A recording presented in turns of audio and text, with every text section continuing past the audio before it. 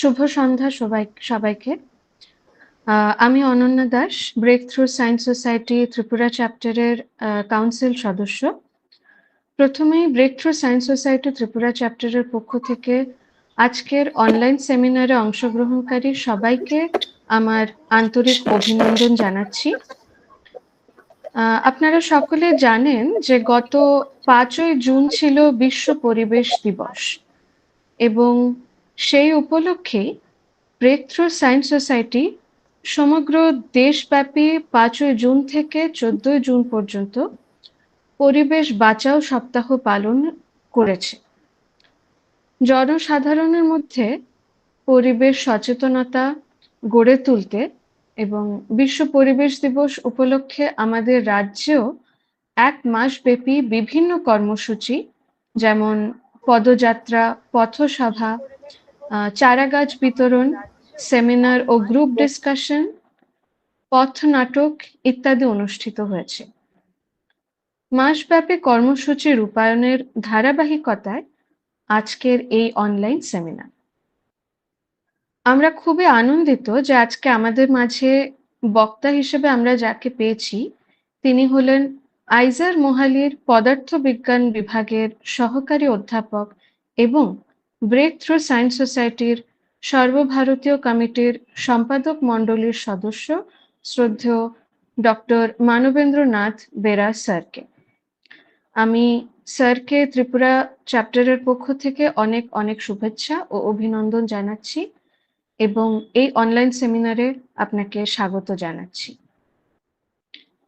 এছাড়া উপস্থিত আছেন সংগঠনের সর্বভারতীয় কমিটি কাউন্সিলের সদস্য ও ত্রিপুরা চ্যাপ্টারের সম্পাদক শ্রদ্ধেয় তিলক চক্রবর্তী মহাশয়। আজকের এই অনলাইন আলোচনায় আমাদের ইউটিউব চ্যানেলের সংগঠনের উপদেষ্টা মণ্ডলীর সম্মানীয় শিক্ষক, শিক্ষিকা, অধ্যাপক, অধ্যাপিকা সহ বিভিন্ন প্রতিষ্ঠানের ছাত্রছাত্রী, বিজ্ঞান কর্মী সহ অনেক বিজ্ঞান অনুরাগী বিশিষ্টজন উপস্থিত আছে। আমি সকলকে স্বাগত জানাচ্ছি। পাশাপাশি আজকের এই অনলাইন আলোচনায় আপনাদের কোনো রকমের কোনো প্রশ্ন থাকলে আমাদের ইউটিউব চ্যানেলে এই ভিডিওর নিচে কমেন্টে জানাতে পারেন। আসুন তাহলে আজ আর দেরি না করে আমাদের এই সেমিনার শুরু করছি। আমাদের আজকের সেমিনারের বিষয়বস্তু হলো জলবায়ু সংকট, প্রকৃতি ও পরিবেশের অবক্ষয়, এর জন্য দায়ী কে? প্রথমেই বিশ্ব পরিবেশ দিবস উপলক্ষে 1 মাসব্যাপী কর্মসূচি সম্পর্কে সংক্ষিপ্ত আলোচনার জন্য আমি Breakthrough Science Society Tripura চ্যাপ্টারের সম্পাদক তিলক চক্রবর্তী মহাশয়কে অনুরোধ করছি কিছু বলবার জন্য।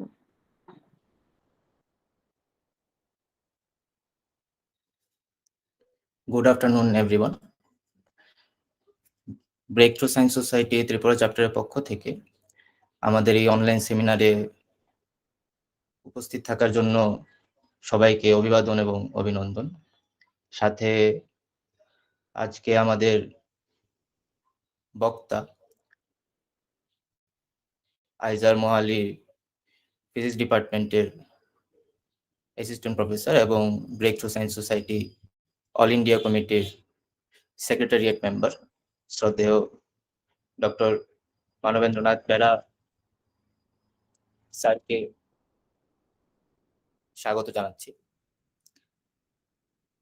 আমরা এই সেমিনারটি এমন একটি সময়ে করছি যখন পরিবেশ বিকট সংকটের মুখে। মারাত্মক গ্রীষ্মের দাবদাহের ফলে আমরা প্রত্যেকেই নাজেহাল। প্রতি বছরই শতাধিক মানুষ এই গ্রীষ্মের কারণে তাদের প্রাণ হারাচ্ছেন। ঋতু তার যে ছন্দ, সেই ছন্দ হারিয়ে ফেলেছে। ফলে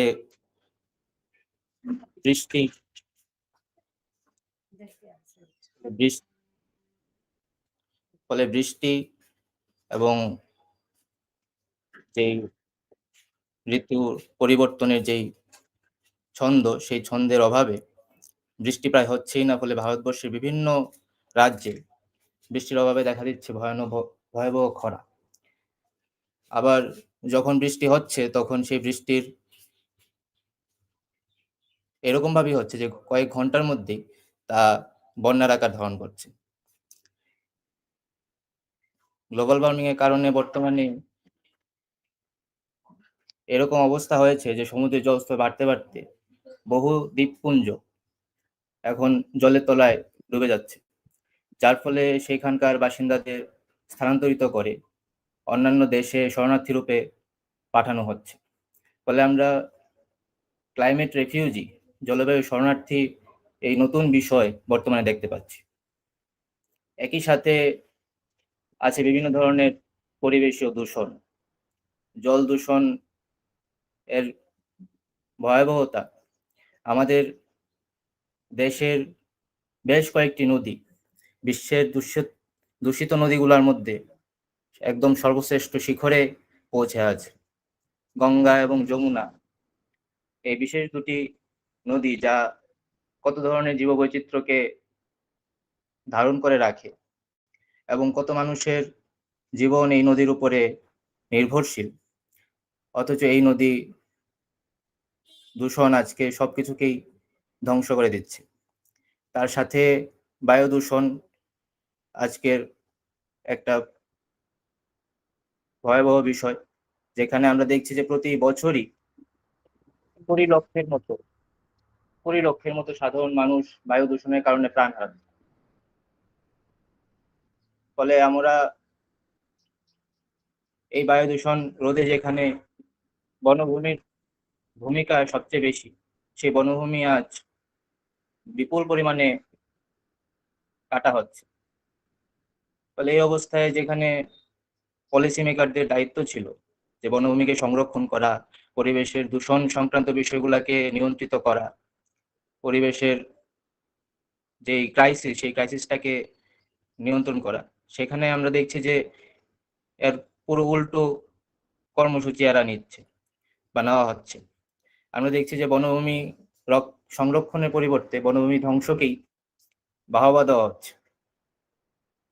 আবার আমরা দেখতে পাচ্ছি সাধারণ মানুষের মধ্যে এই পরিবেশ নিয়ে সচেতনতার একটা অভাব রয়েছে।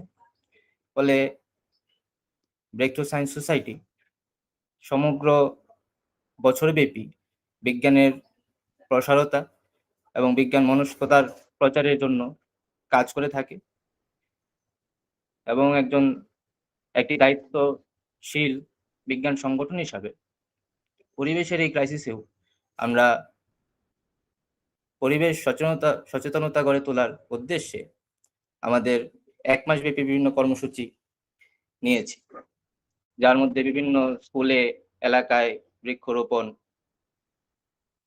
চারাগাছ বিতরণ, আলোচনা সভা, পথসভা, পথনাটক ইত্যাদি আয়োজিত হয়েছে। তারই ধারাবাহিকতায় আজকের এই অনলাইন সেমিনারটি হচ্ছে। আজকের এই সেমিনারের মধ্যে দিয়ে আমরা যে পরিবেশের সংকটের জন্য যে মূল দায়ী কারা অথবা মূল সমস্যার সমাধান কোন পদ্ধতিতে হতে পারে সেই সংক্রান্ত বিষয়ে আলোচনা হবে এবং পরিবেশকে নিয়ে কিরকম কার্যকারণ সম্পর্কে ভিত্তিতে আমাদের বিষয়গুলোকে যাচাই করা দরকার সেটা আপনাদের সামনে তুলে ধরা হবে। ফলে আমি আশা করছি যে এই সেমিনারের মধ্যে দিয়ে যে বিষয়গুলো আসবে তার মধ্য দিয়ে পরিবেশ সচেতনতা বৃদ্ধির জন্য আমাদের যে প্রয়াস সেই প্রয়াসে আপনারা পাশে থাকবেন এবং একটি শক্তিশালী পরিবেশ আন্দোলন গড়ে তুলতে আপনারা কার্যকরী ভূমিকা গ্রহণ করবেন। এই বলে আমি আমার বক্তব্য শেষ করছি। ধন্যবাদ।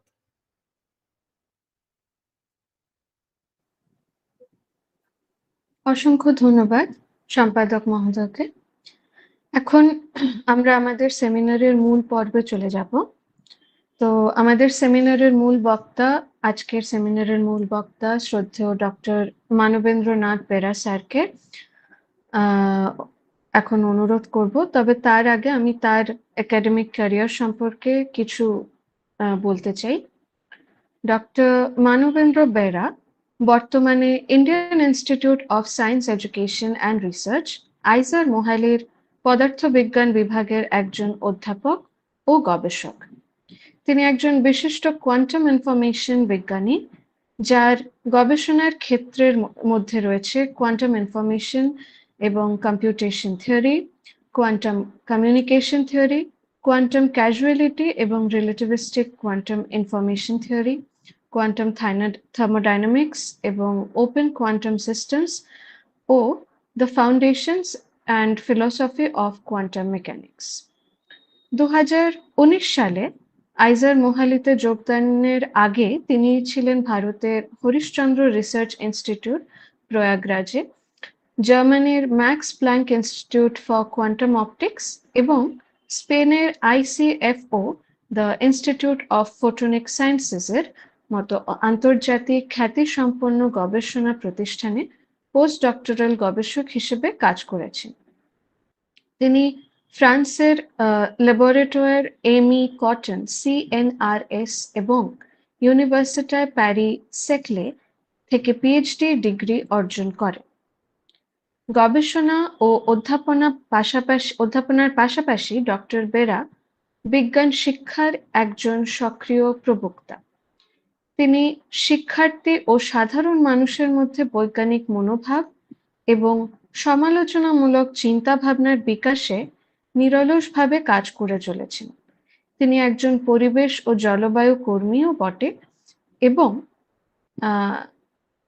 টেকসই উন্নয়ন ও পরিবেশগত দায়বদ্ধতার পক্ষে সোচ্চার। জলবায়ু সংকট মোকাবেলায় বিজ্ঞান ও শিক্ষার অপরিহার্য ভূমিকার ওপর তিনি বিশেষ গুরুত্ব আরোপ করেন।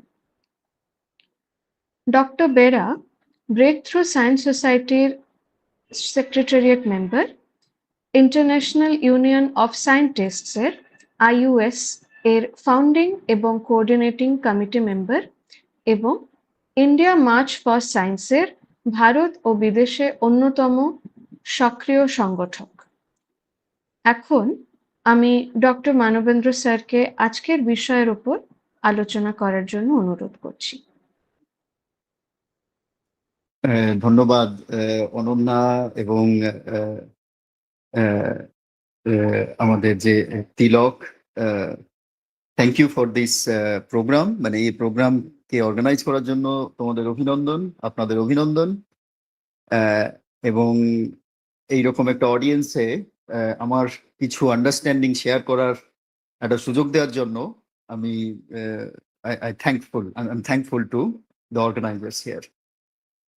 আচ্ছা, আমি একটুখানি বলে নিই শুরুতে যে আমি আছি মধ্য ভারতের একটা জায়গায় এবং এখানে এত তীব্র গরম যে আমার ল্যাপটপ গরম হয়ে গিয়ে স্লো হয়ে গেছে, যে কারণে আমি মোবাইল থেকে বলছি এবং চেষ্টা করব প্রেজেন্টেশনটা ল্যাপটপ থেকে দিতে। যদি কোনো জায়গায় কোনো অসুবিধা হয় আপনারা নিঃসংকোচে আমায় বলবেন, প্রয়োজন হলে আমি সেটা রিপিটও করব এবং চেষ্টা করব যাতে ডিসকাশনটা খুব লম্বা না হয়, যাতে শেষে আমরা একটা প্রশ্ন উত্তর সেশন রাখতে পারি। তো আপাতত শুরু করা যাক। আমার কথা তো শোনা যাচ্ছে? Can anyone confirm please? আমার কথা শোনা যাচ্ছে? ঠিক আছে, থ্যাংক ইউ সো মাচ। ঠিক আছে, তো আজকের ডিসকাশনে যে প্ল্যানটা আমার আছে সেটা আপনারা স্ক্রিনে দেখতে পাচ্ছেন। আনফর্চুনেটলি আমার কাছে সময় ছিল না যে আমি সবটা বাংলাতে ট্রান্সলেট করে লিখি, তো আমি বাংলাতে যতটা সম্ভব বলার চেষ্টা করব। আর এটা আমার প্রথম সম্ভবত এই ধরনের টপিকে বাংলায় বলা, তো কিছু কিছু শব্দ ইংরেজিতে যদি চলেও আসে আমি চেষ্টা করব সেটাকে সহজ করে দিয়ে আসার। তো আমার আউটলাইন যেটা, যে প্ল্যান, সেটা হচ্ছে এইটা।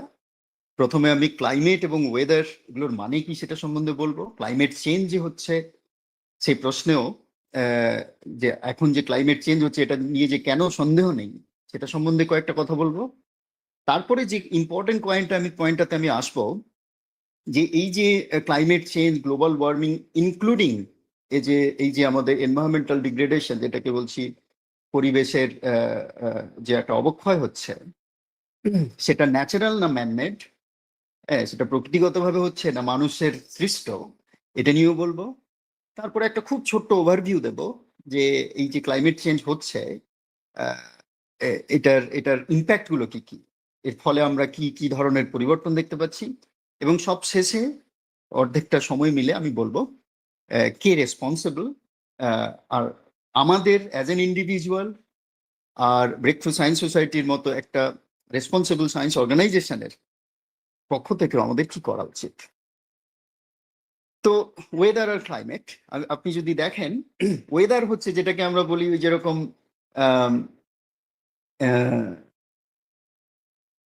ওয়েদার ফোরকাস্টে আমরা বলি না আজকের দিনটা কেমন চলবে, সকালে বৃষ্টি হবে, তারপরে একটু টেম্পারেচার বাড়বে, তারপরে ধরুন একটু রোদ হলো, সন্ধ্যাবেলা একটু ঠান্ডা হলো, এই সব কিছুকে মিলিয়ে একটা শর্ট স্প্যানের মধ্যে temperature, humidity, wind speed, turbulence, precipitation মানে বৃষ্টিপাত, এইগুলোকে মিলিয়ে যে তথ্যগুলো আমরা দিই সেটাকে বলি ওয়েদার।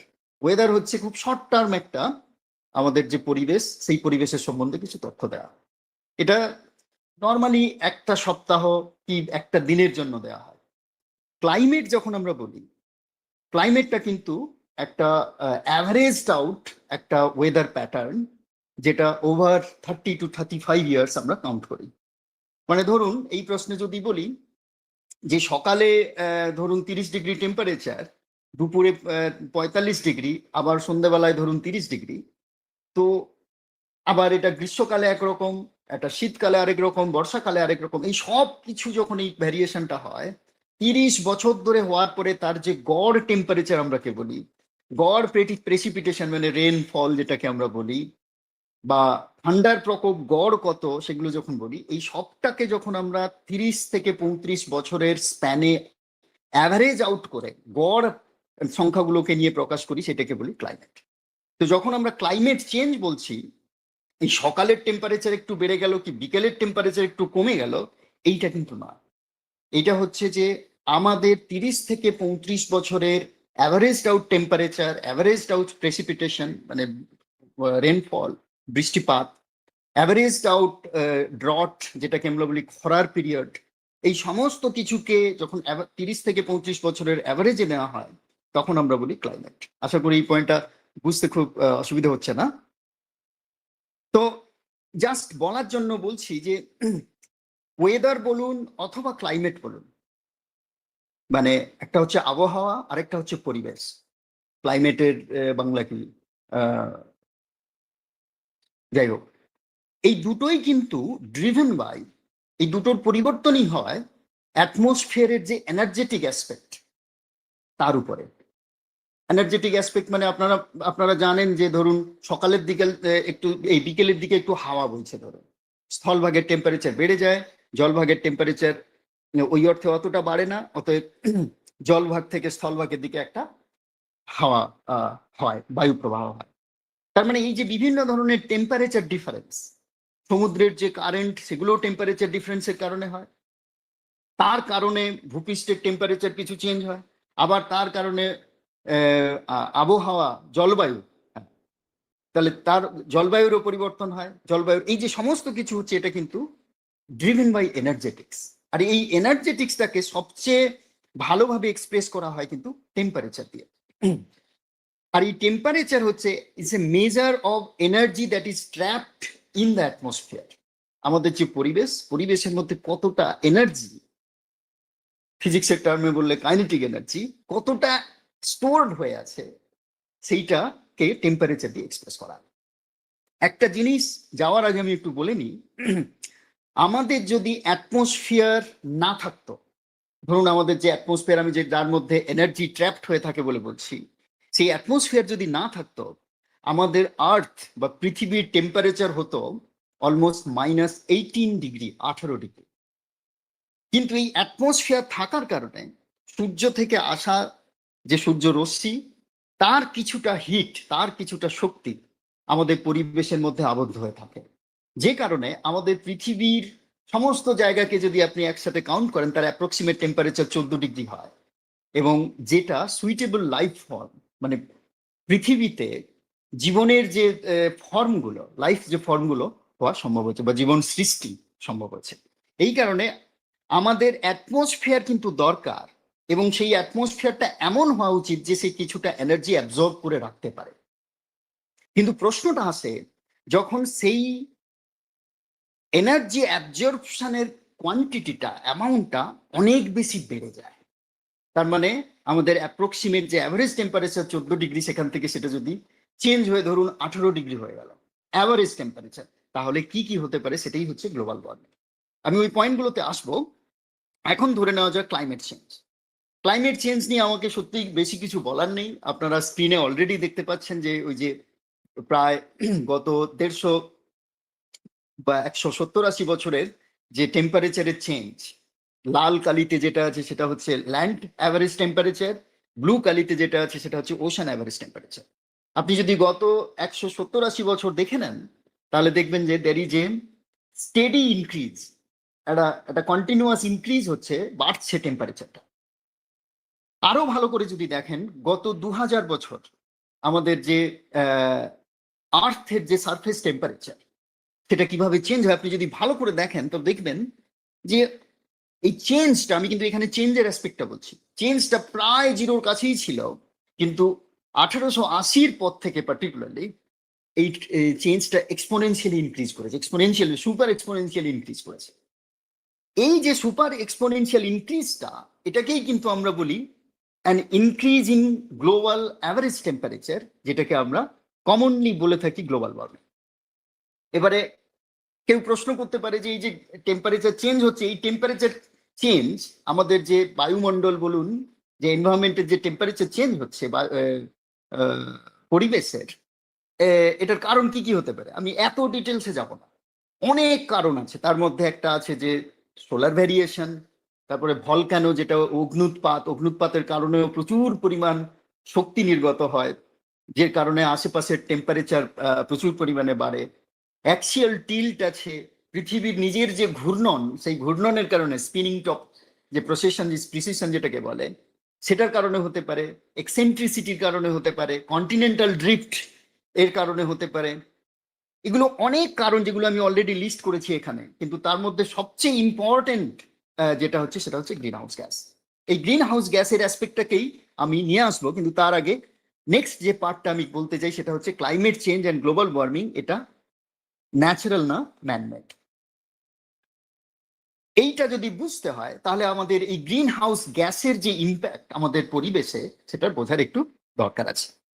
আমি যেটা স্ক্রিনে যেটা দেখাচ্ছি সেটা কিন্তু অলমোস্ট ওই কথাটাই, যে সূর্য থেকে কিছু রশ্মি পৃথিবীতে আসে, সেই এনার্জির একটা পার্ট অ্যাবজর্ব হওয়ার পরেও সেটা বিকিরণ করে, মানে সেটা শোষিত হওয়ার পরে বিকিরিত হয়, আবার একটা রিফ্লেক্টেডও হয়।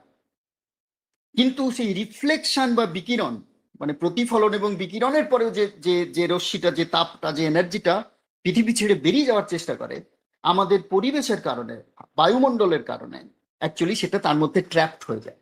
খুব সাইন্টিফিক অ্যাসপেক্ট আমি যেতে চাই না, এটা অনেকটা হচ্ছে লাইট ওয়েভলেন্থ থেকে এসেন্সিয়ালি আইআর ওয়েভলেন্থের দিকে, এইসবের কারণে এই ধরনের কিছু কিছু ইম্প্যাক্ট হয়। যাই হোক, তো এই যে এনার্জিটা অ্যাবজর্ব করে রাখে, এই এনার্জি অ্যাবজর্ব করে রাখার ক্ষমতা, বায়ুমণ্ডলের ক্ষমতাকেই বলা হয় গ্রিন হাউস এফেক্ট। আর এই অ্যাবজর্ব করে রাখার মূল যে কারণ, যে ধরনের গ্যাসগুলো এসেন্সিয়ালি হিটটাকে অ্যাবজর্ব করে রাখে বায়ুমণ্ডলের মধ্যে, সেগুলোকেই বলা হয় গ্রিন হাউস গ্যাসেস। যেমন কার্বন ডাইঅক্সাইড, আমি পরের স্লাইডে নিয়ে আসছি, যেমন আছে কার্বন ডাইঅক্সাইড, যেটা প্রায় 56% এই হিট অ্যাবজর্ব করে বায়ুমণ্ডলের মধ্যে ধরে রাখে।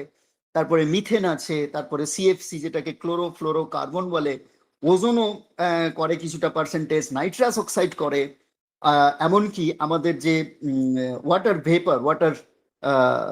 ভেপারও, যেটা জলকণা, যেটা আমাদের বাষ্প হিসাবে যেটা পরিবেশের মধ্যে থাকে, যেটাকে আমরা হিউমিডিটি বলি, এই হিউমিড তৈরি করা যে জলের কণাগুলো, সেগুলোও কিন্তু আমাদের হিটটাকে অ্যাবজর্ব করে রাখতে হেল্প করে।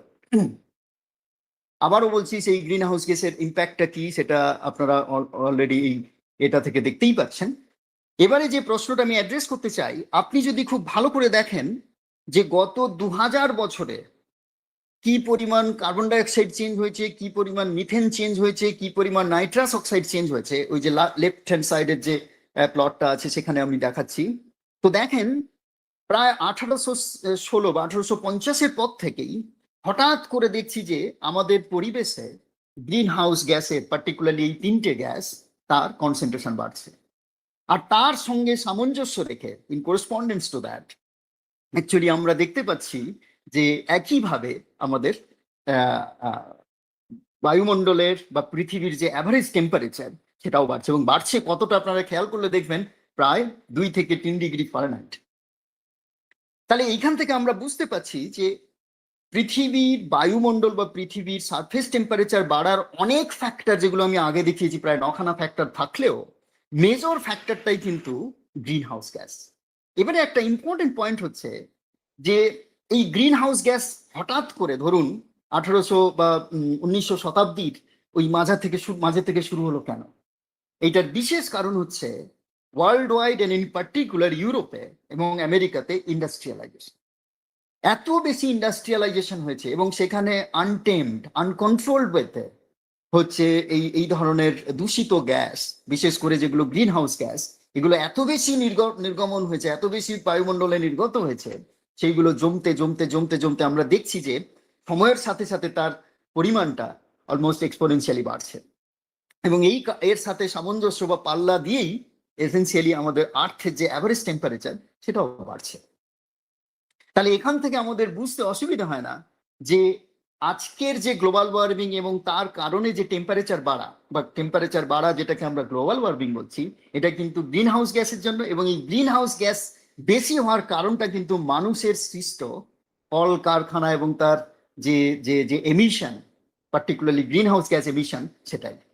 এবারে যদি আমরা খুব চট করে একটু দেখে নিই আমাদের যে ইন্ডাস্ট্রিগুলো আছে, সেই ইন্ডাস্ট্রিগুলোর মধ্যে কোন কোন সেক্টরগুলো সবচেয়ে বেশি এই গ্রিন হাউস গ্যাস এমিশনে কন্ট্রিবিউট করে। তো একটার পর একটা যদি আপনারা আসেন, যেমন ইন্ডাস্ট্রিকে যদি আপনি সবটাকে মিলিয়ে ধরে নেন কোনো একটা অ্যাসপেক্ট থেকে, যেমন ধরুন গাড়ির কারখানা হোক, এই ধরনের কিছু, সেটা অলমোস্ট 21%-এর মতো কন্ট্রিবিউট করে।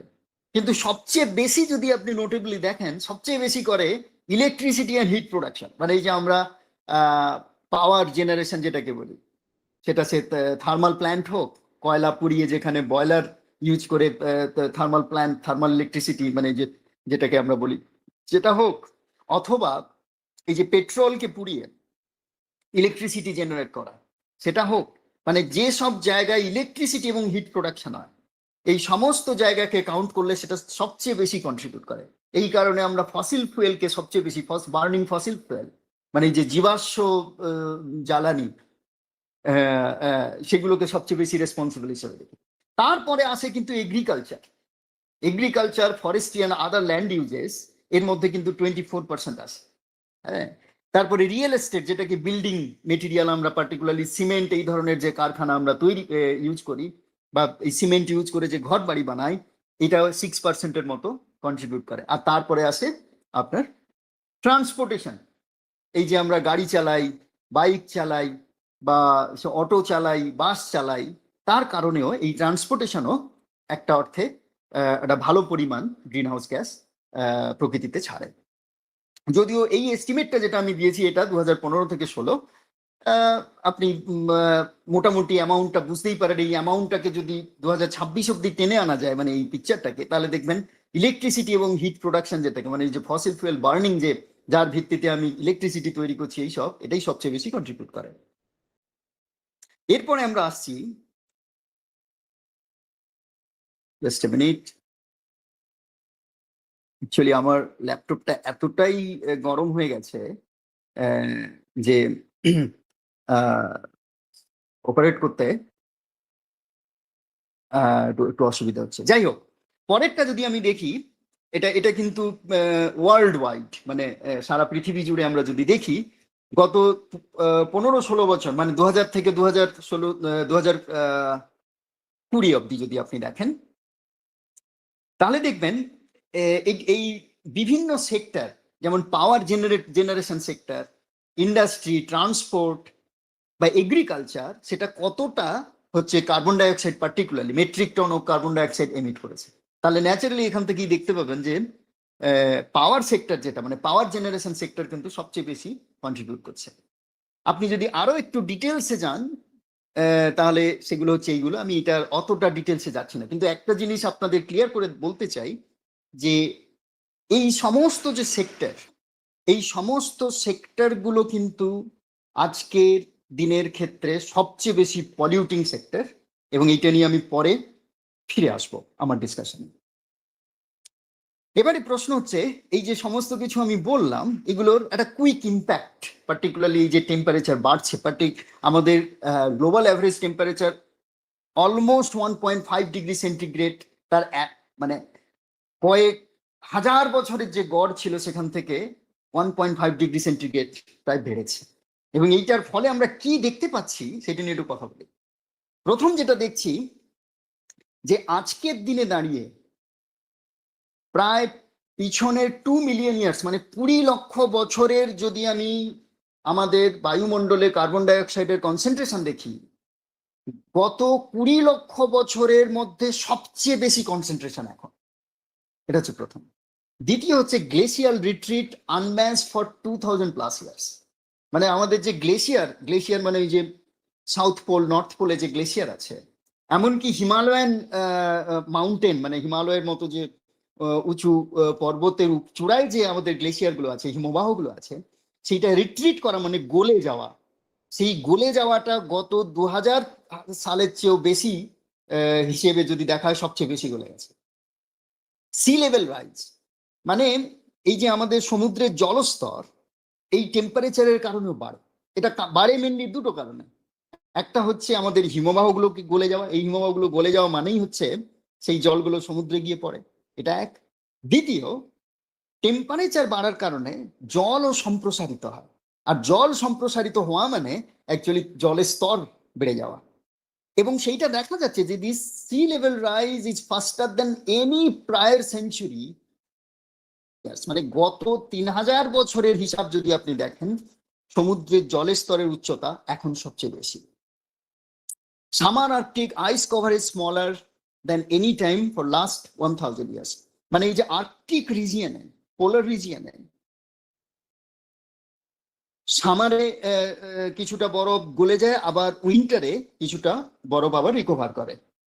এই দুটোকে যদি আপনি দেখেন, সামারে যে আর্কটিক আইস কভারেজ সেইটা গত 1000 বছরের মধ্যে সবচেয়ে কম।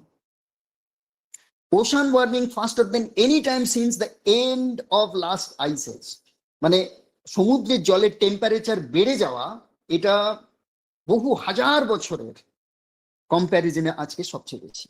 আর ocean acidification at highest level in last 26,000 years।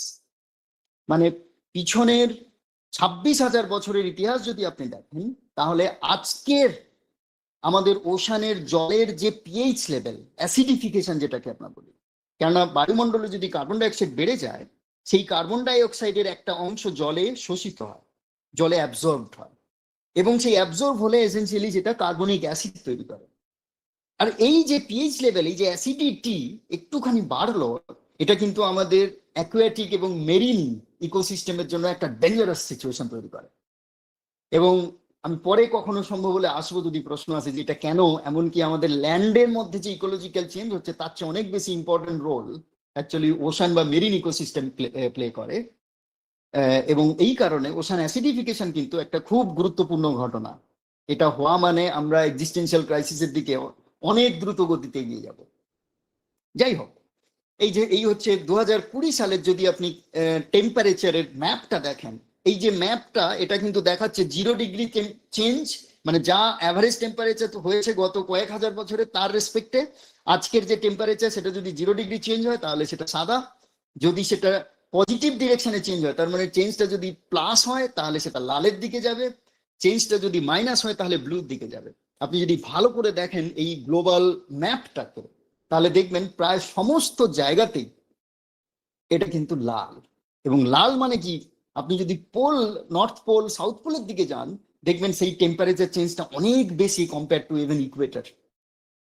অতএব এইগুলো দিয়ে আপনি অলরেডি বুঝতে পারছেন যে পৃথিবীর টেম্পারেচার কি মারাত্মকভাবে বাড়ছে।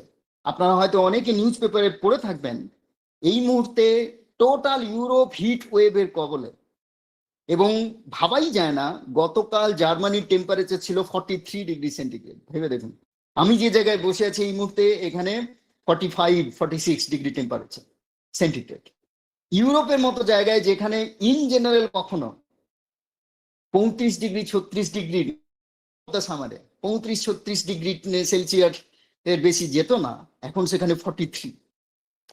তার মানে এই গ্লোবাল অ্যাভারেজ টেম্পারেচার কিন্তু ধীরে ধীরে ধীরে ধীরে বাড়ছে, এবং সেটা স্টেডিলি বাড়ছে। আমরা কিন্তু দেখছি না যে সেটা এমন একটা জায়গায় গিয়ে আটকে গেছে। এই গ্লোবাল ওয়ার্মিং এই যেটা হচ্ছে এর ইম্প্যাক্ট গুলো কি? অবশ্যই সেটার ফার্স্ট ইম্প্যাক্ট হচ্ছে ক্লাইমেট চেঞ্জ। সেই ক্লাইমেট চেঞ্জ আপনি যদি লেফট সাইডের প্যানেল গুলো দেখেন, সেটা গ্লেসিয়ার মেল্টিং এ হেল্প করবে। সেই গ্লেসিয়ার মেল্টিং এর কারণে সি লেভেল রাইজ করবে, তার কারণে ফ্লাড হবে, ফ্লাড হলে হিউম্যান ডিসপ্লেসমেন্ট। তিলক চক্রবর্তী মহাশয় শুরুতেই বলেছিলেন যে এই কারণে হিউম্যান ডিসপ্লেসমেন্ট কথাটার মানে কি, ভালো করে বললে ক্লাইমেট রিফিউজি। একইভাবে ক্লাইমেট চেঞ্জের কারণে ড্রট বা খরা বাড়ে, সেখান থেকে হয় ফরেস্ট ফায়ার, সেটাও আলটিমেটলি গিয়ে হিউম্যান বিইংকে এফেক্ট করছে, যেটাকে আমরা হিউম্যান ডিসপ্লেসমেন্ট করছি।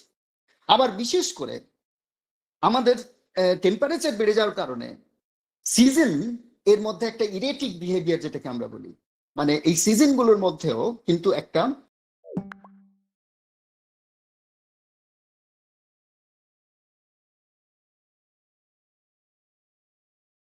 ইম্প্যাক্ট আসে কিন্তু এগ্রিকালচারে, কৃষিকাজে। এই কারণেই ফুড ইনসিকিউরিটি, মানে আপনার ফলনই কমে যাবে। আমরা আজকাল যারা পার্টিকুলারলি ত্রিপুরাতে তো আপনারা দেখছেনই, পশ্চিমবঙ্গ থেকে শুরু করে পাঞ্জাব, মধ্যপ্রদেশ সমস্ত জায়গাতেই দেখা যাচ্ছে এই ক্লাইমেট চেঞ্জের সবচেয়ে বড় ভিকটিম হচ্ছে কৃষকরা। তাদের ফলন কমে গেছে, এমনকি সঠিকভাবে ভালো করে কৃষি কাজ করাটাই এখন একটা চ্যালেঞ্জিং পার্ট হয়ে গেছে। কখনো বৃষ্টি দেরিতে আসছে, কখনো খরা হয়ে যাচ্ছে, কখনো যখন ধান পাকার সময় হচ্ছে তখন প্রচুর পরিমাণে বৃষ্টি হচ্ছে। এই সমস্ত অ্যানোমেলির কারণে, বিশৃঙ্খলার কারণে সবচেয়ে বেশি অ্যাফেক্টেড সেক্টর যদি আপনি আজকে ধরেন সেটা হচ্ছে কৃষিকাজ। এবং কৃষিকাজ যদি এদিক ওদিক হয়, ন্যাচারালি ফুড সিকিউরিটি যেটাকে আমরা বলি, খাদ্য সুরক্ষা, সেটা সবচেয়ে প্রথমেই অ্যাফেক্টেড হবে। তার সাথে সাথে আছে ওয়াটার স্কারসিটি, তার সাথে সাথে আছে বায়োডাইভার্সিটি লস। কিন্তু এই সমস্ত ইম্প্যাক্টকে যদি আপনি কালমিনেট করেন, একত্রিত করেন, তার collective impact is nothing but human suffering, human misery, human displacement, যেটাকে তিলক চক্রবর্তী মহাশয় বলছিলেন ক্লাইমেট রিফিউজি। আপনারা ভালো করে খেয়াল করলে দেখবেন আজকের যে শহরে আমরা মাইগ্রেন্ট লেবারদের দেখি, পরিযায়ী শ্রমিক, তাদের একটা বড় অংশই কিন্তু এই কৃষিকাজের ক্লাইমেট চেঞ্জের ইম্প্যাক্ট এবং তার কারণে ফলন কমে যাওয়া, তার কারণে দাম না পাওয়া, সমস্তকে মিলিয়ে, মানে আরো অনেক কারণ আছে, তার এমএসপি মিনিমাম সাপোর্ট প্রাইস এগুলোকে না দেওয়া গভর্নমেন্টের পক্ষ থেকে, এগুলোর কোনো ব্যবস্থা না করা, তার সাথে সাথে কৃষিকাজ এখন একটা খুব স্ট্রেসফুল সেক্টর হয়ে গেছে, যে কারণে বহু মানুষ হাজারে হাজারে লক্ষ লক্ষ সংখ্যায় শহরমুখী হচ্ছে।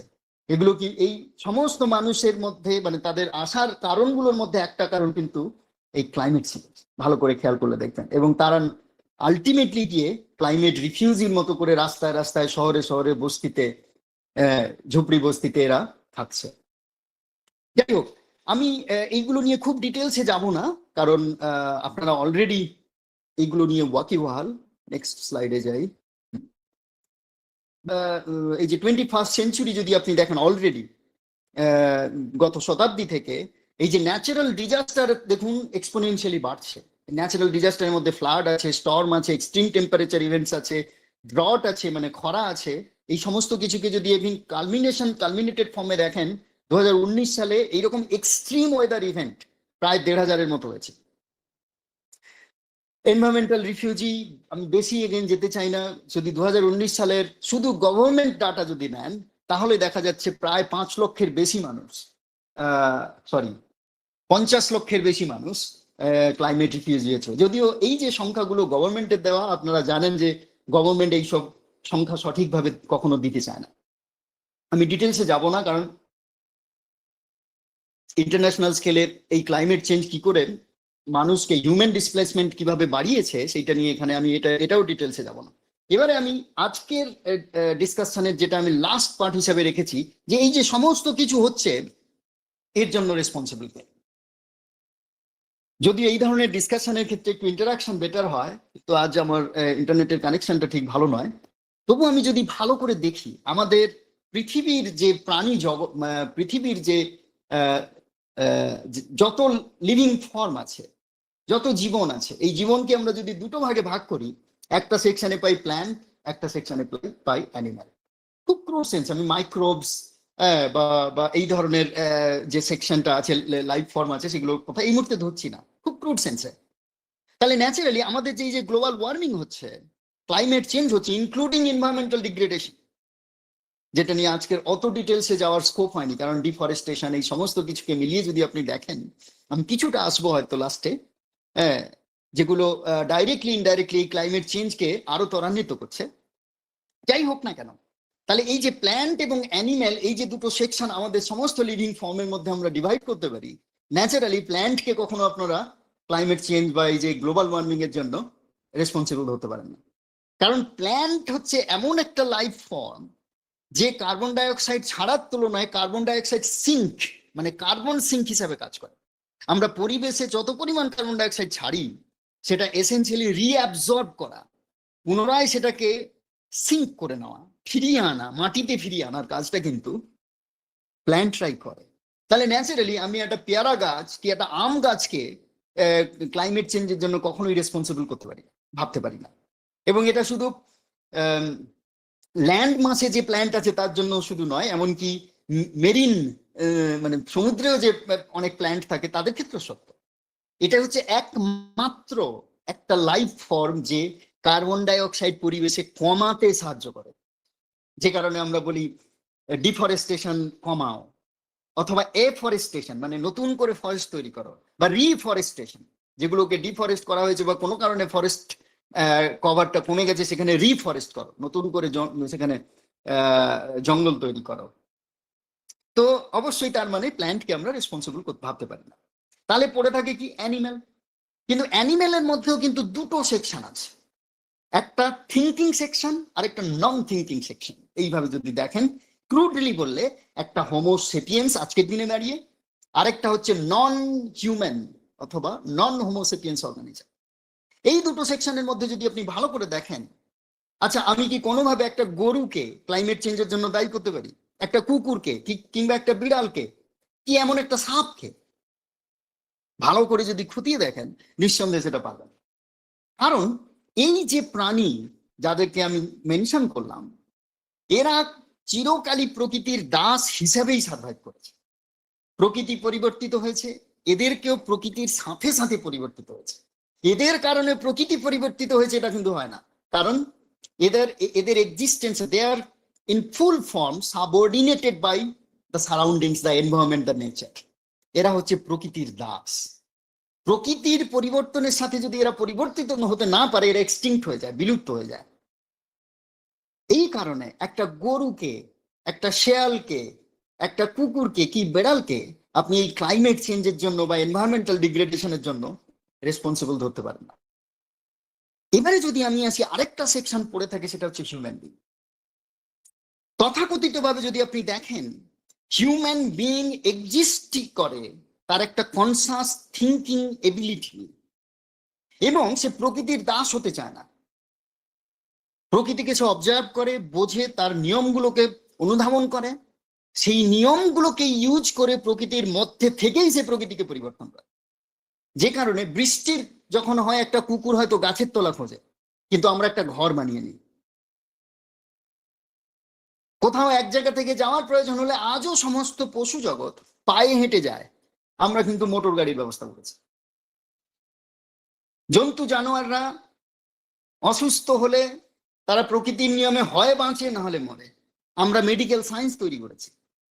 তার মানে হিউম্যান বিং এর এমন একটা ক্যাপাসিটি আছে, যেটাকে আমরা বলি তার থট এবং থিঙ্কিং প্রসেস, থিঙ্কিং ক্যাপাসিটি, যেটাকে হাতিয়ার করে সে তার পারিপার্শ্বিককে পরিবর্তন করে। তার মানে হিউম্যান বিং একটা প্রকৃতির মধ্যে এক্সিস্ট করছে, তার থট ক্যাপাসিটিকে নিয়ে, মানে তার চিন্তা করার ক্ষমতাকে সাথে নিয়ে তার মানেই কিন্তু সে প্রকৃতিকে পরিবর্তন করার মধ্য দিয়েই বাঁচে।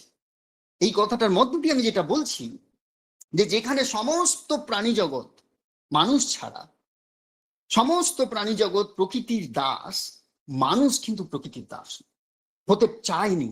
সে প্রকৃতিকে সম্পূর্ণ জয় যদি নাও করতে পারে, একটা ভালো অংশকে কিন্তু সে নিজের কবজায় এনে প্রকৃতিকে নিজের ফেভারে, নিজের প্রয়োজনে সে ব্যবহার করেছে। এই নিজের প্রয়োজনে ব্যবহার করার কারণেই কিন্তু সে প্রকৃতিকে পরিবর্তন করছে। এখানেই হচ্ছে সবচেয়ে ইম্পর্টেন্ট পয়েন্ট। তার মানে মানুষ হয়ে জন্মেছি মানেই, মানুষ হয়ে এক্সিস্ট করছি মানেই কিন্তু আমি প্রকৃতিকে পরিবর্তন করছি। প্রকৃতিকে পরিবর্তন ছাড়া একটা মানুষ মানুষ হিসাবে কিন্তু সে বাঁচতে পারে না। কিন্তু এখানে প্রশ্নটা আসবে এবারে, সেই পরিবর্তন, সেই প্রকৃতির উপরে আমার যে ইম্প্যাক্ট, সেইটা কতটা আমি কিভাবে রাখতে পারি, কতটা কম বা অপটিমাইজ করতে পারি, এখানে কিন্তু প্রশ্নটা। আমি এবারে মানব জগৎটাকে ধরে নিই, আমরা যে মানুষ, যে আমরা সোসাইটির মধ্যে আছি, সমাজের মধ্যে আছি, এই সেকশনটাকে ধরি। এই মানুষ, এই যে জিনিসটাকে আমি একটু বলার চেষ্টা করছিলাম যে survival human is inevitably link to changing surroundings. এটাই আমি এতক্ষণ ধরে বলার চেষ্টা করছিলাম। যেমন টুল মেকিং, যন্ত্র তৈরি করেছি, যেটাকে আমি মোটর গাড়ির কথা বললাম, কি ঘর তৈরি কথা বললাম, আগুন জ্বালানোর ক্ষমতা তৈরি করা, এই সমস্ত কিছু। আরেকটা যেটা খুব ইম্পর্টেন্ট, সেটা হচ্ছে ডোমেস্টিকেশন। নর্মালি আমরা ডোমেস্টিকেশন অফ অ্যানিম্যাল বলে থাকি, যেমন গরু, ঘোড়া, কুকুর, এগুলোকে আমরা গৃহপালিত করে দিচ্ছি। গৃহপালিত করার মধ্য দিয়ে গরু, ঘোড়া, কুকুরের মধ্যে যে ন্যাচারাল ইভলিউশন, যেটা বিবর্তন, যেটাকে আমরা বলি প্রকৃতিগত বিবর্তন, সেটাকেও পরিবর্তন করে দিই। এই কারণে একটা গরুকে যদি আপনি জঙ্গলে ছেড়ে আসেন, ও সার্ভাইভ করতে পারবে না, কেননা সে গৃহপালিত হতে হতে হতে হতে আমাদের মতো, আমাদের সাথে থাকতে থাকতে, মানুষের সাথে থাকতে থাকতে তার যে ওয়াইল্ড নেচার, জঙ্গলি যে তার চরিত্র, সেই জঙ্গলি চরিত্রটাই চলে গেছে। এই জন্য জঙ্গলে সে সার্ভাইভ করতে পারবে না। আরেকটা জিনিসকে আমরা যেটা বলি না ইন জেনারেল, কৃষিকাজ। এই কৃষিকাজটা কিন্তু ডোমেস্টিকেশন অফ প্ল্যান্ট। যে ধানটা আমরা এখন চাষ করি, যে গমটা, যে আখটা, কি লঙ্কাটা যেটা আমরা চাষ করি, এগুলো কিন্তু ওয়াইল্ড নয়। এগুলোকে হাইব্রিডাইজেশনের মধ্য দিয়ে, বা যে যে বীজটা সবচেয়ে বেশি ফলন দেয়, সেটাকে আমরা আর্টিফিশিয়ালি সিলেক্ট করি, এটাকে বলে আর্টিফিশিয়াল সিলেকশন। সিলেক্ট করতে করতে করতে করতে আজকের যে ধান চাষটা করি, সেটা কিন্তু আদিম যুগের যে জঙ্গলে যে ধানের গাছটা প্রথমে আমরা পেয়েছিলাম, তার তুলনায় কোয়ালিটেটিভলি এবং অন্য অনেক ফিচারের কনটেক্সটে আলাদা।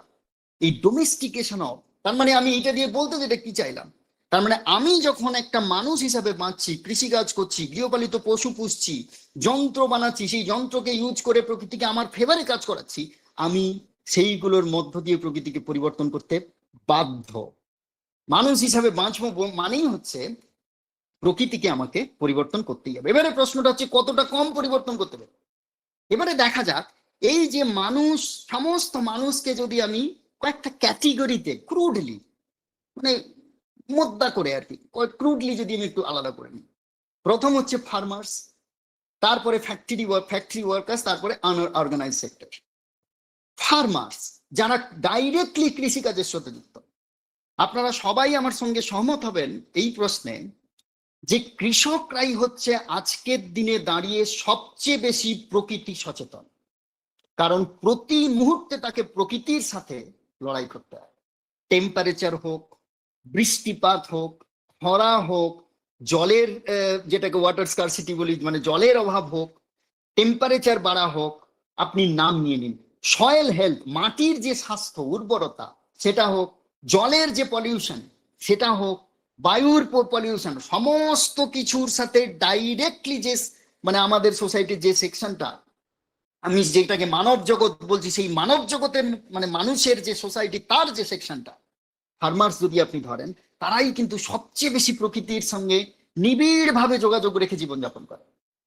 এবং আজকের দিনে দাঁড়িয়ে আপনি যদি ভালো করে দেখেন, এই কৃষকরাই কিন্তু প্রকৃতি সম্বন্ধে শুধু সচেতনই নয়, তাদের যেহেতু জীবন জীবিকা এটার সাথে যুক্ত, তারা প্রকৃতিকে সবচেয়ে বেশি খেয়ালও করে। আপনারা যারা ত্রিপুরাতে আছেন, খেয়াল করে দেখবেন, একজন কৃষক, বিশেষ করে যারা ছোট কৃষক, প্রান্তিক কৃষক, যারা কমার্শিয়াল মোডে লাভ, মানে একদম পুঁজি বানানোর জন্য কৃষিকাজ করে না, বেঁচে থাকার জন্য কৃষিকাজ করে কোনো রকমে, তাদের মাঠে, তাদের জমিতে যদি একটা প্লাস্টিকও পড়ে থাকে, সেই প্লাস্টিকটাও তারা কিন্তু কুড়িয়ে জমি থেকে তুলে নেয়।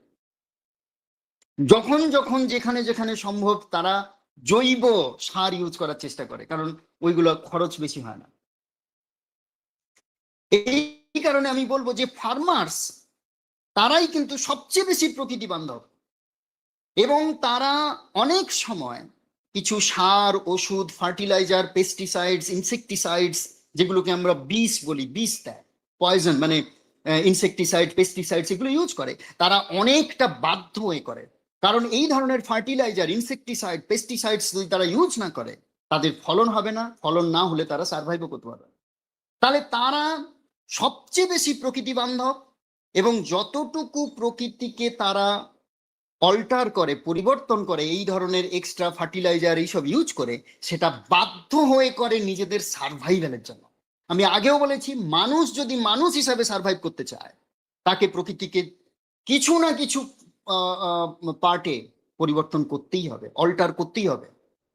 ইট has to distort their surroundings. তাহলে কৃষকরাও বাধ্য হয়েছে আজকের দিনে দাঁড়িয়ে কৃষিকাজ করতে গিয়ে, কৃষিকাজকে অবলম্বন করে বাঁচতে গিয়ে, এবং যে কারণে তারা বাধ্য হয় প্রকৃতির মধ্যে কিছু পরিবর্তন আনতে, কিন্তু সেই পরিবর্তনটা সবচেয়ে কম, কারণ সেগুলো তার নিজের বেঁচে থাকার কারণে, একজন মানুষ হিসেবে বেঁচে থাকার কারণে সে করতে বাধ্য হয়। ঠিক একই কারণে এবং এই কারণে আমি ফার্মার্সদেরও আজকের বিশেষ করে যে প্রকৃতির মধ্যে পরিবর্তন, যাকে ভিত্তি করে গ্লোবাল ওয়ার্মিং বা এনভায়রনমেন্টাল ডিগ্রেডেশন বলছি, দায়ী করতে পারি না, কৃষকদের দায়ী করতে পারি।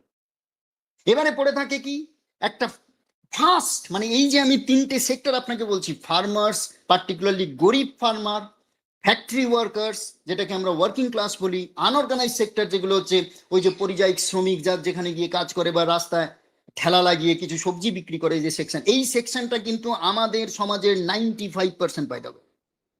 তাহলে এই 95%-এর মধ্যে একটা সেকশন হয়ে গেল ফার্মার, ফ্যাক্টরি ওয়ার্কার্সের দিকে আসে। ফ্যাক্টরি ওয়ার্কাররা কি করে?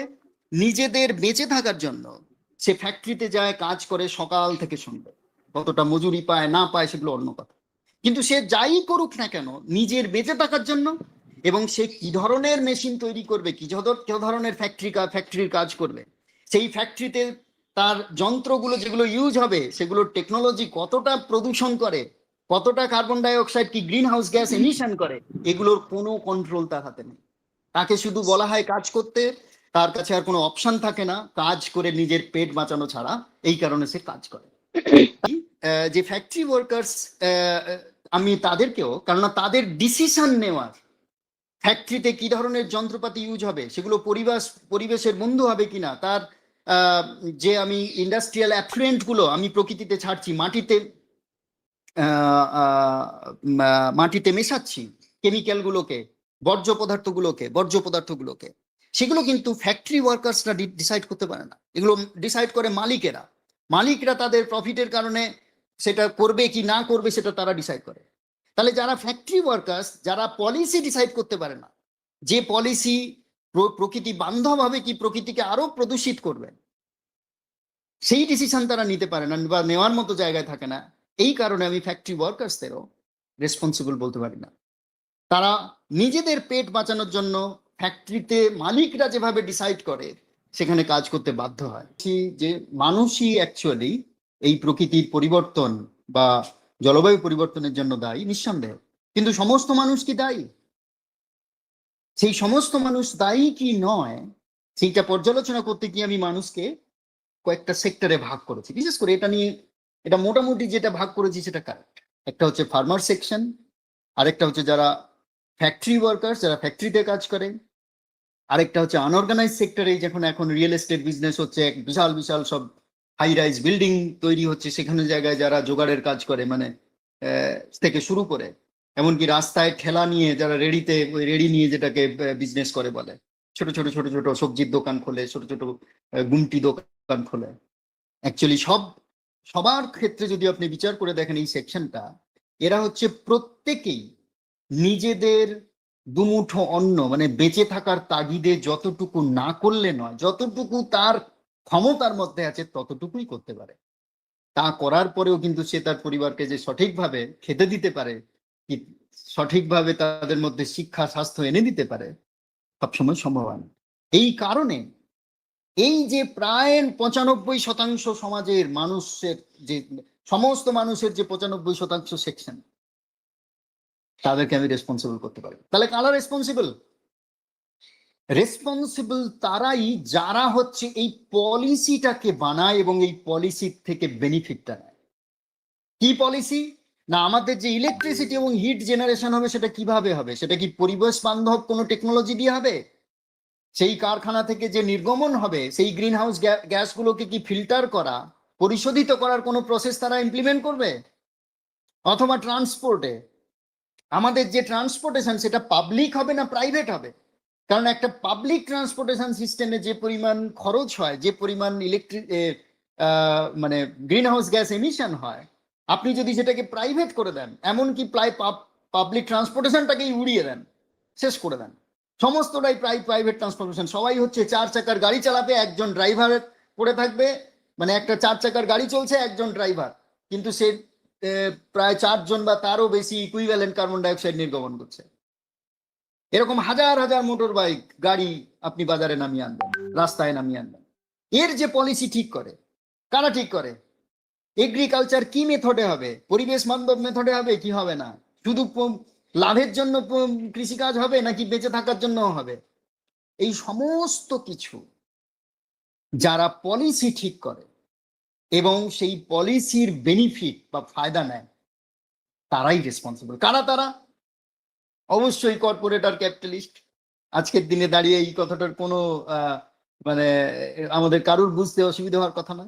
আর তাদের ফ্যাসিলিটেট করা বা তাদের পলিটিক্যাল এজেন্ট হিসাবে কাজ করা government, to maximise the profit of the corporate. এই সেকশনটাই কিন্তু মেইনলি রেসপন্সিবল আজকের দিনে দাঁড়িয়ে পরিবেশ মানে এনভায়রনমেন্টাল ডিগ্রেডেশন এবং ক্লাইমেট ক্রাইসিসের। অতএব আমাদের সমস্ত আন্ডারস্ট্যান্ডিং, আমি আর বেশি এতে যেতে চাই না, যদি এইভাবে আমরা না নিয়ে আসতে পারি, আমরা সবসময় এই কারণে দেখবেন খুব ভালো করে যে যখনই পরিবেশ নিয়ে আলোচনা হয়, যখনই ক্লাইমেট চেঞ্জ নিয়ে আলোচনা হয়, তখন যারা ভিকটিম তাদের উপরই আমরা দায়িত্ব চাপিয়ে দিই। আমরা বলি এই মানুষের বিহেভিয়ারটা ঠিক না, হ্যাঁ এরা ঠিক পরিবেশ বান্ধব ভাবে বাঁচছে না, এরা একটা এসি লাগিয়ে নিচ্ছে, এরা একটা গাড়ি চালিয়ে দিচ্ছে, এটা একটা করে দিচ্ছে, ও করে দিচ্ছে। কিন্তু ভালো করে খেয়াল করলে দেখবেন অবশ্যই এই বিহেভিয়ার ইন্ডিভিজুয়ালের একটা রেসপন্সিবিলিটি আছে। একজন ব্যক্তি হিসাবে এই পরিবেশের মধ্যে, এই সোসাইটির মধ্যে থাকার প্রশ্নে আমারও একটা রেসপন্সিবিলিটি নিশ্চয়ই থাকবে, কিন্তু তার চেয়েও অনেক অনেক অনেক গুণে যারা রেসপন্সিবল সেটা হচ্ছে যারা পলিসি মেকার। আমার ঘরে এসি থাকবে কি থাকবে না, আমি একটা গাড়ি চালাতে পারবো কি কিনতে পারবো কি পারবো না, এটা কিন্তু নির্ভর করছে সরকার বা বিশেষ করে তাদের পেছনে মুনাফা নেওয়ার জন্য সেই সেকশনটা যারা গাড়ি বিক্রিটাকে আরো বাড়াতে চায় কি কমাতে চায়, পলিসিটাকে এমন করে আনবে যাতে মানুষ বাধ্য হয় একটা বাইক কিনতে, একটা গাড়ি কিনতে, কারণ পাবলিক ট্রান্সপোর্টেশন বলে কিছু নেই। পরিস্থিতিটা এমন হয় যে সে বাধ্য হবে জল কিনে খেতে, পরিস্থিতিটা এমন হবে সে বাধ্য হয়ে ইলেকট্রিসিটিটাকে সে কিনবে, যাতে করে তার খরচটা অনেক বেশি হয়। খরচ বেশি হওয়া মানে তত বেশি কিনবে, তত বেশি মুনাফা। তাহলে এই পলিসি মেকাররাই কিন্তু আলটিমেটলি সবচেয়ে বেশি রেসপন্সিবল। আমি এর বাইরে আর যাচ্ছি না, কারণ অনেকটা সময় পেরিয়ে গেছে। ডিফরেস্টেশন থেকে শুরু করে ইন্টারন্যাশনাল পলিসিও যদি আপনি দেখেন, অনেক প্রমিস করা হয়েছে, কিন্তু কোনো প্রমিস কেউ আজও অব্দি মানে গ্রাউন্ডে, মাটিতে এসে পৌঁছায়নি, গ্রাউন্ডে ইমপ্লিমেন্টেড হয়নি। এবং তার বিশেষ কারণ হচ্ছে এই ক্যাপিটালিস্ট ক্লাস এবং তার সাথে জুড়ে থাকা সরকারগুলো। এবারে যদি আমি বলি তাহলে কি করা উচিত এইরকম পরিস্থিতিতে, দুটো জিনিস আমাদের কি করা উচিত সেটা আমি পরে আসছি, কিন্তু আদারওয়াইজ সবার কথা যদি ভাবি অ্যাজ এ সোসাইটি আমাদের কি করা উচিত সেটা প্রথমে বলে নিই। এই ধরনের ক্রাইসিস, এনভায়রনমেন্টাল ডিগ্রেডেশন থেকে শুরু করে ক্লাইমেট চেঞ্জের যে ক্রাইসিস, এইটাকে দুটো ভাবে প্যারালালি আমাদের অ্যাড্রেস করতে হয়। একটা হচ্ছে মিটিগেশন। মিটিগেশন কথাটার মানে এই যে পরিবেশের মধ্যে যে একটা সংকট তৈরি হচ্ছে, জলবায়ুর মধ্যে যে একটা সংকট তৈরি হচ্ছে, এই সংকটের কারণগুলোকে চিহ্নিত করে সেইগুলোকে কমিয়ে দেওয়া, কি সেইগুলোকে অ্যাবলিশ করা, এন্ড করা, এলিমিনেট করা। যেমন যত বেশি কার্বন ডাই অক্সাইড আমরা নির্গত করছি, সেই কার্বন ডাই অক্সাইড নির্গত করার পরিমাণ কমিয়ে আনা। আবার যে পরিমাণ কার্বন ডাই অক্সাইড নির্গত করলাম সেই পরিমাণ অন্তত রিঅ্যাবজর্ব হয়, তার মতো করে যেটাকে আমরা ফরেস্টেশন বলি, ফরেস্টকে তৈরি করা বা বাঁচিয়ে রাখা। মানে যতটা কার্বন ডাই অক্সাইড আমি এমিট করলাম অন্তত ততটা যেন আমি অ্যাবজর্ব করতে পারি, সেই রকম ভাবে জঙ্গলকে বাঁচানো, কি নতুন জঙ্গল তৈরি করা, যেটাকে আমরা নেট জিরো এমিশন বলি। এবং এমন সব পলিসি আনা যাতে করে আমাদের এই extra carbon die oxide emission, যেটার কারণে গ্লোবাল ওয়ার্মিং হচ্ছে বা গ্রিন হাউস গ্যাস এমিশন, সেটাকে ব্যালেন্স করা, কমিয়ে আনা। আরেকটা হচ্ছে অ্যাডাপ্টেশন। কারণ আপনি যদি পরিবেশে কার্বন ডাই অক্সাইড বা গ্রিন হাউস গ্যাস কমাতেও চান, আজকের আমি পলিসি এনে ধরুন আমি কলকারখানাগুলোকে বাধ্য করলাম তাদের একটা লিমিটের মধ্যে থাকার জন্য, কিন্তু তার মানে কাল থেকেই তো আর টেম্পারেচার কমে যাবে না, বা কাল থেকেই তো পরিবেশের মধ্যে যে অলরেডি অ্যানোমেলি গুলো আমরা দেখছিলাম সেগুলো কাল থেকেই তো চলে যাবে না। সেটা অন্তত মানে আজকের যদি আমি পলিসি আনি, সেই পলিসির ইম্প্যাক্ট বা এফেক্ট দেখতে পেতে আমাকে হয়তো 40-50 বছর ওয়েট করতে হবে। তাহলে এই যে 30-40-50 বছর আমাকে ওয়েট করতে হবে, তার মানে এই ধরনের ক্যাটাস্ট্রফিক ইভেন্টগুলো হবে, জলবায়ুর সংকটের কারণে পরিবেশের যে তার প্রভাব সেগুলো হবে। তাহলে সেইগুলো থেকে মানুষকে সাপোর্ট দেওয়া, সেইগুলো থেকে বাঁচানোর জন্য, এটাকে বলে adaptation. Adapting the life in this ever changing climate, মানে এই যে ক্লাইমেট চেঞ্জ হচ্ছে, টু অ্যাডজাস্ট। তাহলে এই দুটো ভাবেই কিন্তু আমাদের অ্যাক্ট করতে হবে। কিন্তু আমরা যদি ভালো করে দেখি, এই next slide, this is really unfortunate. হ্যাঁ, কিন্তু এই দুটোর ক্ষেত্রেই আমরা দেখেছি সরকার বাস্তবিক সাধারণ মানুষের জীবন জীবিকা সংকট নিয়ে অতটা বদার্ড নয়।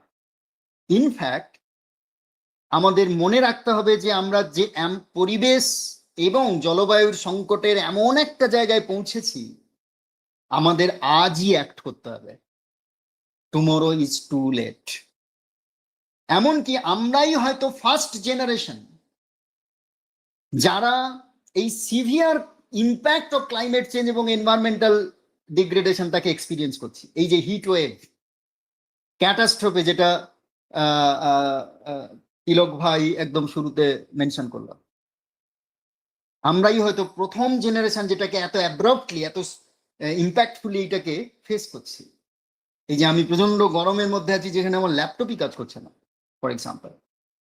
আবার আমরাই হয়তো শেষ জেনারেশন যে এইটার থেকে মানব সভ্যতাকে বাঁচানোর জন্য কিছু করতে পারে। কেননা এর পরের জেনারেশনের হাতে আর সেই স্কোপই থাকবে না, কারণ পরিস্থিতি হাতের বাইরে চলে যাবে। তাহলে করণীয় কি? এই যে 95% মানুষের সমাজের যে সেকশন, তাদের জীবন জীবিকা সমস্ত কিছুকে মিলিয়ে যদি আজকের আমরা দেখি, এবং গভর্নমেন্টের অনীহা থেকে স্থবিরতা মিলিয়ে দেখি, আবার এই ক্লাইমেট ক্রাইসিসের পরিবেশটাকে বাঁচিয়ে রেখে মুনাফা কামানোর জন্য যদি আমরা ওই যে ক্যাপিটালিস্ট সেকশনকে দেখি, সব মিলিয়ে, তাহলে আজকের দিনে একমাত্র রাস্তা কিন্তু একটা শক্তিশালী পরিবেশ আন্দোলন, জলবায়ুকে বাঁচানোর আন্দোলন। এবং এখানেই ব্রেক থ্রুর সত্যিকারের ভূমিকা। এই কারণেই আজকের আপনারা যারা ত্রিপুরা চ্যাপ্টারের সাথে থেকে উদ্যোগে এই একটা প্রোগ্রাম করছেন, এটা অ্যাওয়ারনেস প্রোগ্রামই ধরা যায়। এই ধরনের প্রোগ্রামকে আরো করতে হবে এবং স্থানীয় থেকে রাজ্য স্তরে একটা জনমত গড়ে তুলে লোকাল এবং রিজিওনাল ক্লাইমেট এবং পরিবেশকে বাঁচানোর আন্দোলন যদি আমরা আগামী কয়েক বছরের মধ্যে গড়ে তুলতে না পারি, তাহলে কিন্তু পরিস্থিতি সত্যি হাতের বাইরে চলে যাবে। এই কারণেই আমরা একটা ক্রাইসিসের মধ্য দিয়ে যাচ্ছি, এবং এখান থেকে বেরোনোর একমাত্র পথই হচ্ছে ক্লাইমেট মুভমেন্ট। এবং আমার বিশ্বাস আপনারা ব্যক্তিগত স্তর থেকে শুরু করে ব্রেক থ্রু সায়েন্স সোসাইটির মতো অর্গানাইজেশন এখানে একটা বড় ভূমিকা নেবে। তো এইটা বলেই আমি আজকের এই ডিসকাশনটা এখানেই শেষ করছি। একটুখানি লম্বা হয়ে গেল, তবুও যদি কিছু প্রশ্ন থাকে আপনারা বলুন, আমি উত্তর দেওয়ার চেষ্টা করব। ধন্যবাদ। অসংখ্য অসংখ্য ধন্যবাদ স্যার, একটা চমৎকার বক্তৃতা দেওয়ার জন্য। খুব সহজভাবে আমরা অনেকগুলো কনসেপ্টস আজকে জানলাম এবং অনেক রিয়েলিটির ব্যাপারে আমরা আজকে সবাই একটু সচেতন হলাম। তো এখন আমরা একটা কিউএনএ সেশনটা সেরে ফেলি। সেখানে ইউটিউবে আমরা একজনের কমেন্টে যা পেয়েছি সেটা আমি একটু পড়ে শোনাচ্ছি। আপনি ওটার ওটা হিসাবে উত্তরটা একটু দিয়ে দিন। প্রথমেই লেখা, ধন্যবাদ আপনাকে চমৎকার বক্তব্যের জন্য। প্রযুক্তিগত সমস্যার জন্য আমার প্রশ্নটা ভেঙে ভেঙে করতে হচ্ছে। আমার প্রথম প্রশ্নটা আমাদের জীবন রেখা অর্থাৎ কৃষি খাত নিয়ে। জলবায়ু পরিবর্তনের কারণে আমাদের কৃষি খাত এবং সামগ্রিক খাদ্য নিরাপত্তায় যে বড় ঝুঁকি তৈরি হচ্ছে, যেমন অনিয়মিত বৃষ্টিপাত বা তাপমাত্রার ওঠানামা, তা কাটিয়ে ওঠার জন্য চাষাবাদে এই মুহূর্তে কি ধরনের আধুনিক বা বিকল্প প্রযুক্তি ব্যবহার করা উচিত? বিশেষ করে আমাদের প্রান্তিক কৃষকেরা সহজে গ্রহণ করতে পারবে এমন কোনো কার্যকর প্রযুক্তির কথা কি আপনি সাজেস্ট করবেন? ইউটিউবে আমাদের একটা কমেন্ট। হ্যাঁ, আমি সত্যি বলবো প্রশ্নটা খুব ভালো এবং খুবই রেলেভেন্ট, কিন্তু আমি যেহেতু কৃষি বিজ্ঞানী নই, আমার ক্ষেত্রে আজকের এই বিশেষ পরিস্থিতিতে কি ধরনের কৃষিকাজের দিকে গেলে ভালো হবে এইটা বলা সহজ না।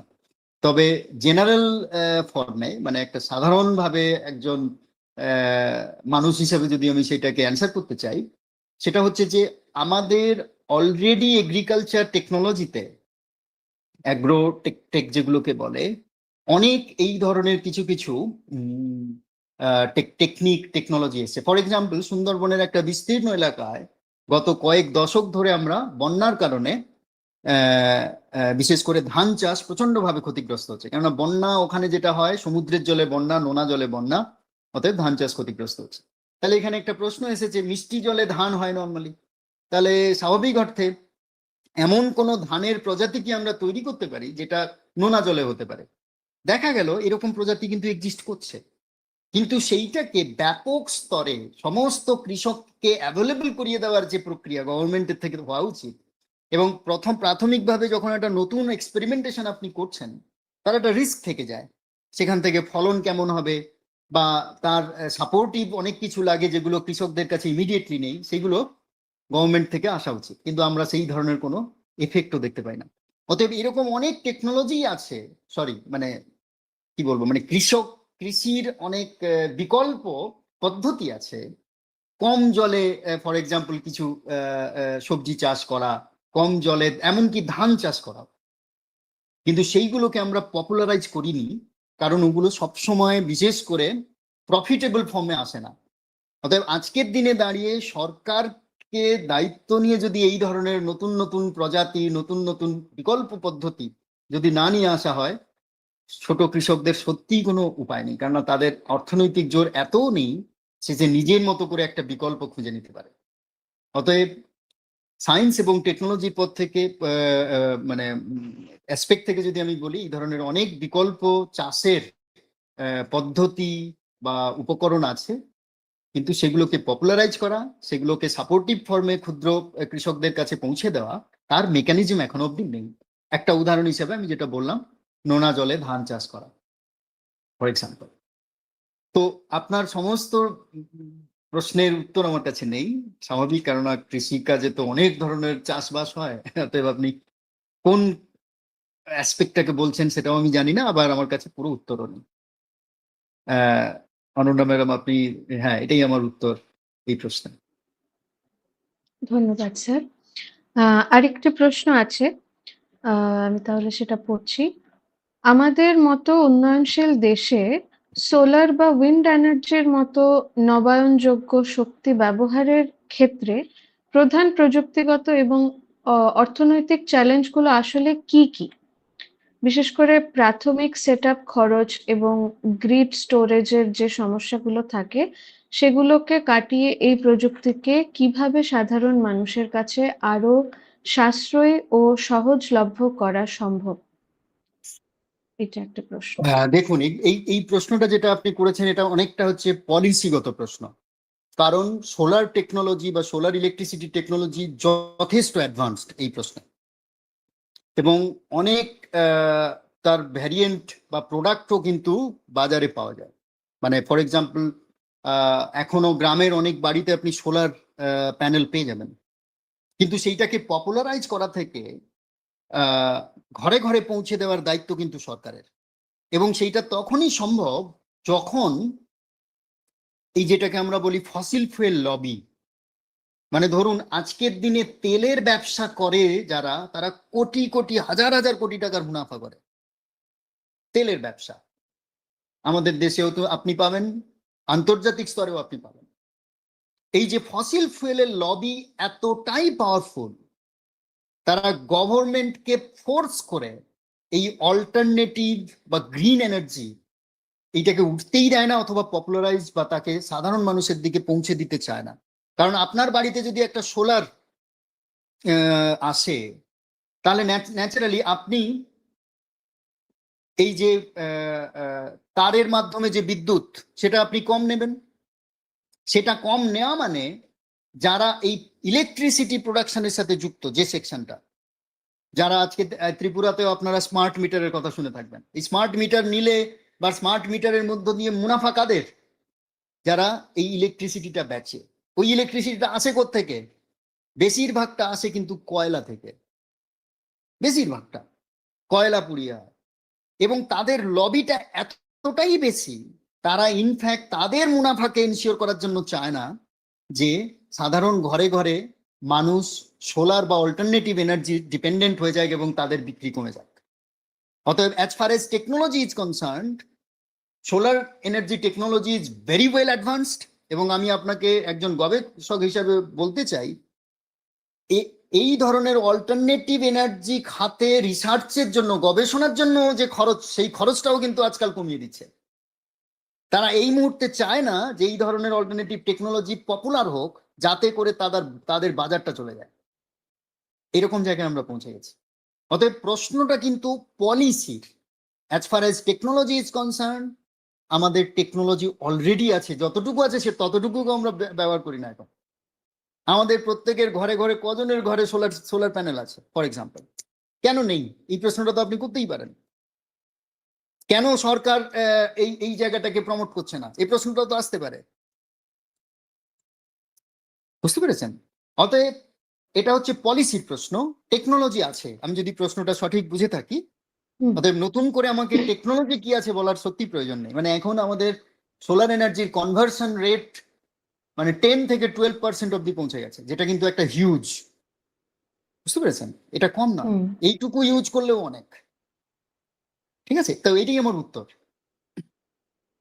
হ্যাঁ, অসংখ্য ধন্যবাদ। এবং আমিও ব্যক্তিগতভাবে কিছু বলতে চাই যে এই সোলার এনার্জির ব্যাপারে আপনি যেটা বললেন সেটা আমি পার্সোনালি যেটা দেখেছি যে যখন আমাদের ঘরে সোলার মানে প্লেটস লাগানোর কথা জিজ্ঞাসা করা হয় ইলেকট্রিসিটি অফিসে গিয়ে, ম্যাক্সিমাম মানুষ ওখানে সামহাউ ডিসকারেজ করেছে।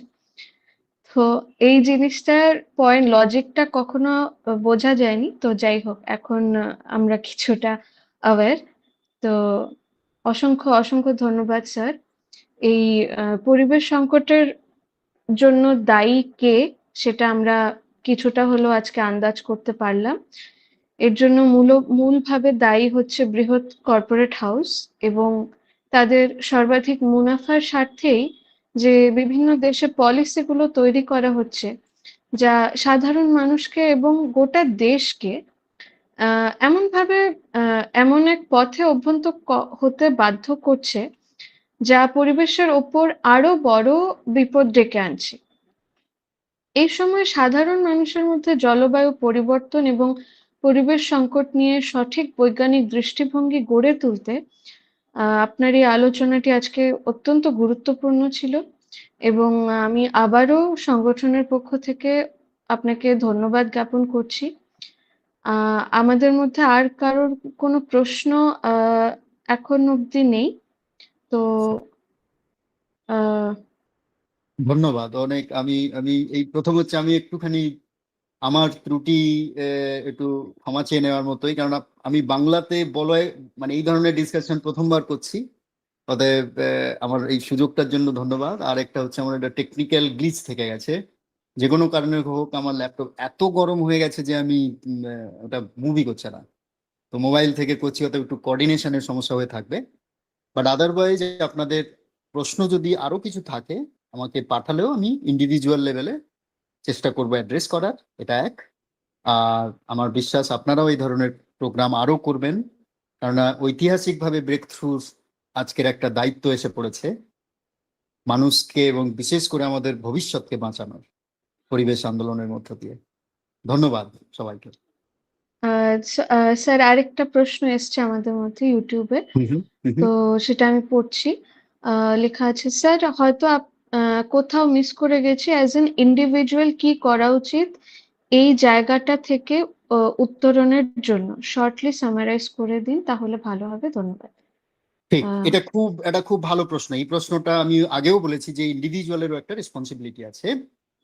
আমাদের সবসময় মাথায় রাখতে হবে আমার বেঁচে থাকার জন্য যে কোন জিনিসটা সবচেয়ে বেশি প্রয়োজন এবং সেটা কত কম কার্বন ডাইঅক্সাইড বা এটাকে আমরা যেটাকে বলি কার্বন ফুটপ্রিন্ট, কতটা কম কার্বন ডাইঅক্সাইড এমিশনের কে কমিয়ে আমি সেটা করতে পারি। এটা কিন্তু আমাদের প্রত্যেককে আমাদের জীবনযাপন তার অভ্যাস পরিবর্তনের মধ্যে দিয়ে করতে হবে। আপনাদের একটা জিনিস মনে রাখতে হবে, আজকের দিনে বাজারবাদের কারণে আমাদের মধ্যে অনেক নতুন নতুন প্রয়োজনীয়তা সৃষ্টি করা। যেমন আমি একটা উদাহরণ দিয়ে বলছি যে আমরা যখন জামা পরছি সেটাকে আয়রন করে পরার একটা ট্র্যাডিশন কালচার যাই হোক আছে। তাহলে আমাদের চেষ্টা থাকবে যে ওই আয়রনের কনটেক্সটে, আয়রন করার কনটেক্সটে কতটা কম ইলেকট্রিসিটি ইউজ করে কি এমন কি বিনা আয়রন করেও আমার জামাটাকে আমি কতটা ঠিক রাখতে পারি তার একটা চেষ্টা করি। আমি জাস্ট ছোট্ট একটা উদাহরণ দিচ্ছি। অথবা আমাকে একটা জায়গা থেকে আরেকটা জায়গায় যেতে হবে, আমি হেঁটেই যেতে পারি, হয়তো 15 মিনিট লাগবে, আমার কাছে সময়ও আছে, আমি চেষ্টা করব হেঁটে যাওয়ার। আমি চেষ্টা করব আমার বেঁচে দেখবো যে আমার বাড়িতে যদি ইলেকট্রিসিটি থাকে সেইটা কোনো না কোনো ভাবে যেন অ্যাবিউজ না হয়। আমি ঘরে নেই অথচ আমার লাইট জ্বলছে, ফ্যান চলছে, আমি চেষ্টা করলে একটুখানি ফ্যান দিয়ে বেঁচে থাকতে পারি, কিন্তু আমি একটা এসি লাগাচ্ছি, আমি অ্যাভয়েড করতে পারি কিনা। আমাদের প্রাত্যহিক জীবনেও অনেক অভ্যাস আজকের বাজারবাদ ঢুকিয়ে দিয়েছে এবং সেগুলোকে প্রয়োজনীয়তা হিসেবে দেখাচ্ছে। তার ফাঁদে না পড়ে আমাকে পরিবেশ সচেতন হিসাবে যতটা মিনিমাম কার্বন ফুটপ্রিন্ট আমি রাখতে পারি সেটার চেষ্টা করতে হবে। আপনার বাড়ি যদি হয়, বাড়ির আশেপাশে যতটা সম্ভব গাছ লাগান, বাকিদের সচেতন করুন, ময়লা আবর্জনা বিশেষ করে প্লাস্টিকের ব্যবহার ব্যক্তিগত স্তরে কম করুন। মানে আমি কথাটা এটা বলছি, আপনি সচেতন হয়ে যান, আপনি নিজেই অনুভব করুন কোন কোন অভ্যাস, কোন কোন জীবন বা যাপন আমার এই ধরনের কার্বন ফুটপ্রিন্টটাকে বাড়াচ্ছে। আপনি আমাদের নিজের অভ্যাস বদল অতি প্রয়োজনীয়, কারণ আমাদের অভ্যাস যদি পরিবর্তন না হয়, বরং আমাদের এই অভ্যাসগুলো না পরিবর্তন হওয়ার কারণে আমরা এই বড় বড় বৃহৎ ব্যবসায়ী বা যেটা আপনি বললেন কর্পোরেটদের অ্যাকচুয়ালি মার্কেট তৈরি করে দিই, কথার প্রসঙ্গে বলছি। অতএব আমার জীবনযাপনের যে অভ্যাস, তার যে তর তরিকা, সেগুলোকে পরিবর্তন করতে হবে। আমি পার্সোনালি যদি বলি, আমি চেষ্টা করি যে সাইকেল চালিয়ে যতটা যাওয়া যায়, কিন্তু হ্যাঁ সেটা সবসময় সম্ভব হবে না। আমি চেষ্টা করি যখন যেখানে সম্ভব পাবলিক ট্রান্সপোর্ট ইউজ করার। হ্যাঁ, এটা সম্ভব হবে না, কিন্তু যতটা সম্ভব আমার ব্যক্তিগত স্তরে চেষ্টা করা। আমার কথাটা এইটা যে সচেতনভাবে আমাদের প্রাত্যহিক জীবনটাকে পরিচালনা করা, এবং সেই সচেতনতাটা থাকবে লাক্সারি বা আননেসেসারি কমফোর্টের উপর ভিত্তি করে নয়, বরং পরিবেশে তার কি প্রভাব আসছে সেই আন্ডারস্ট্যান্ডিং এর ভিত্তিতে। যতটা সম্ভব কার্বন ফুটপ্রিন্ট কম করা। মানে আমার মেনলি ছোট উত্তর হচ্ছে এইটাই। অসংখ্য ধন্যবাদ স্যার।